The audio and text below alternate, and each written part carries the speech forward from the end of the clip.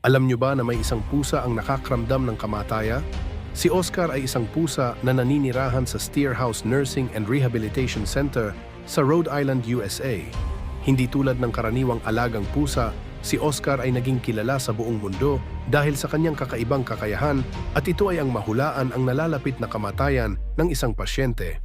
Ayon sa ulat ni Dr. David Dosa, isang geriatrician sa nasabing pasilidad, si Oscar ay kadalasang pumapasok sa kwarto ng isang pasyenteng malapit ng pumanaw. Matapos siyang humiga sa tabi ng pasyente at manatili roon ng ilang oras, madalas ay pumapanaw ang pasyente sa parehong araw. Mula nang mapansin ito, naging bahagi na si Oscar ng proseso ng pangangalaga sa pasilidad. Kapag siya'y humiga sa isang pasyente, agad na pinapaalalahanan ang pamilya upang makapaghanda at makapagpaalam. Hindi pa rin ganap na nauunawaan ng agham kung paano nagagawa ni Oscar ang bagay na ito.